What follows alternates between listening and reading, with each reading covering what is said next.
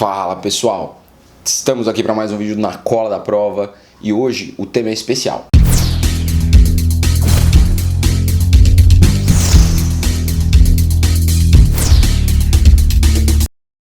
Seguinte, uma vez por mês a gente vai fazer um vídeo especial que vai estar aqui no canal tratando de um tema interessante. Porque afinal, vestibulando não vive só de vestibular, né? É necessário se pensar alguns temas que são relevantes para a nossa vida, para o nosso cotidiano. E além de tudo, essa reflexão histórica, ela pode contribuir também aí para construir um pensamento crítico, por exemplo, para a redação. Mas sem mais delongas e milongas, vamos para o nosso tema especial de hoje.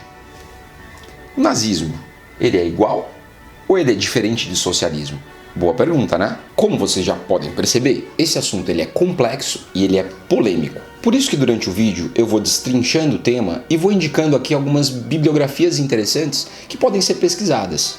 O nazismo ele foi um fenômeno histórico que compreendeu um período de tempo entre 1920 e 1940 e um espaço delimitado, que foram os países germânicos. E quando a gente pensa nos dias de hoje, no século XXI, a gente não tem mais o nazismo, a gente tem um eco desse nazismo que a gente pode chamar de neonazismo. Afinal, a gente vive numa outra época, a gente vive num outro momento histórico. E também, para a gente pensar esquerda e direita, é necessário colocar as coisas no seu devido lugar. O que era esquerda e direita na França revolucionária de 1789 é uma coisa. O que a gente entende como direita e esquerda no período entre guerras é uma outra coisa. E o conceito que a gente tem hoje de direita e esquerda também faz parte do nosso contexto. Para a gente não perder muito tempo na discussão de esquerda e direita, vamos fazer um recorte histórico.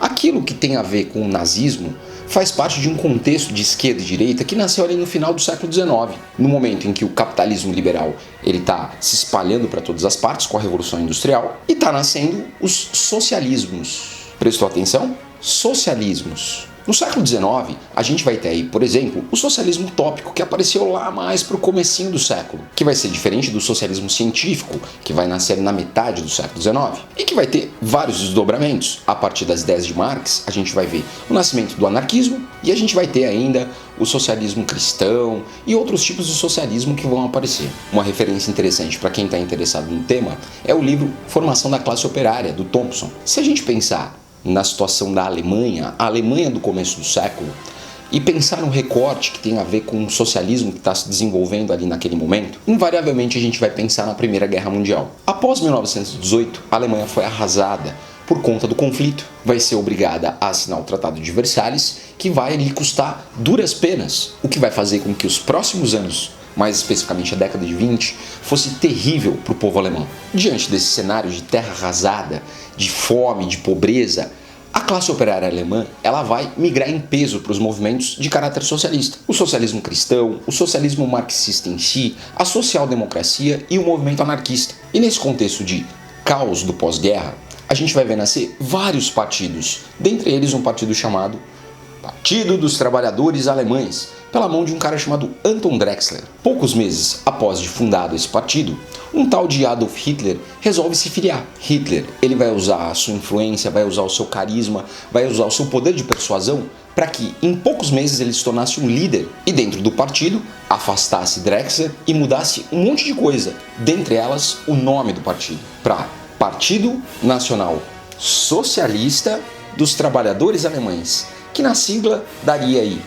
Nazi ou Partido Nazista. E essa sacada vai ser genial por parte de Hitler, adotando uma palavra muito cara aos trabalhadores nesse momento, a palavra socialista, e criando uma bandeira vermelha. Eu não sei se você percebeu que a bandeira do nazismo é vermelha, a cor do movimento trabalhista desde a metade do século XIX. Ele vai colocar aquela suástica no meio, né, e vai dizer que era um símbolo do germanismo alemão, e vai com a sua bandeira e os seus seguidores para as manifestações, as muitas manifestações que aconteciam de trabalhadores nesse momento na Alemanha. Ele e a sua bandeira vermelha, a princípio eram bem recebidos e muitas vezes conseguiam falar em comícios de trabalhadores, em greves de trabalhadores que aconteciam em todas as partes na Alemanha em crise. Só que quando ele começava a expor aquelas ideias absurdas, começava um bate-boca e muitas vezes um quebra-pau. E no dia seguinte, tava lá manchete para Hitler. E nesse momento eu indico para vocês a melhor biografia que eu conheço de Hitler, pelo menos das que eu li. A biografia feita por Joachim Fest. Nessa biografia, o Fest, ele detalha como isso acontecia e como Hitler gostava de polêmica, de fazer barulho, para dessa forma aparecer. Mas o que tinha de socialista efetivo nessa história toda? Nada, pessoal. O partido nazista, ele nasce antimarxista, antissemita, nacionalista e germanista. Tá lá nas suas bases. Socialismo de fato, que era uma ideia para contrapor o capitalismo, não tinha muita coisa ali não. Caso você tenha alguma dúvida em relação a isso, eu aconselho vocês lerem um livro. Ele é ruim de ler, ele é mal escrito, mas é uma referência, ele chama Minha Luta, escrito pelo próprio Hitler. Na década de 1920, o partido nazista ele vai crescer, sobremaneira, principalmente por conta de doações de empresários capitalistas, de pessoas que queriam que o partido tomasse providências em relação às muitas greves que vinham acontecendo. Na verdade, a gente vai ver que Hitler havia criado uma milícia chamada SA, que ia para as manifestações, ia para as greves e dava porrada em grevista, o que fazia com que os capitalistas não achassem nada ruim. Aí eu indico para vocês um livro do Richard Evans, que é A Chegada do Terceiro Reich ao Poder.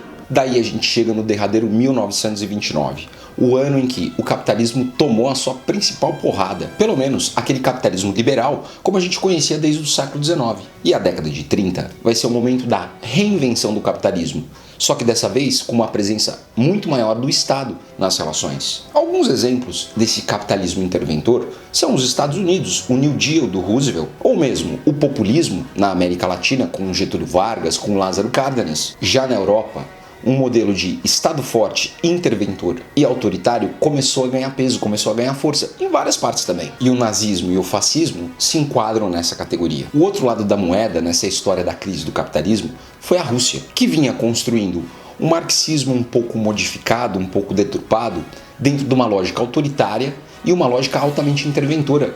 Lá do outro lado, Hitler ele vai surfar na onda da crise pós-29, do momento em que a Alemanha vivia dificuldades sérias na economia e vai conseguir ascender o poder finalmente lá em 1932. Ele vai criar um Estado totalitário, intervencionista, inclusive se apoiando em grandes empresas. Parcerias econômicas com a BASF, com a Volkswagen, com a Krupp, com grandes empresas capitalistas vão se fazer durante o nazismo. E pode pôr nessa lista aí Bayer, BMW e até mesmo aquele estilista que vocês já devem ter ouvido falar aí, um tal de Hugo Boss. Em nenhum momento, pessoal, Hitler quis destruir o capitalismo.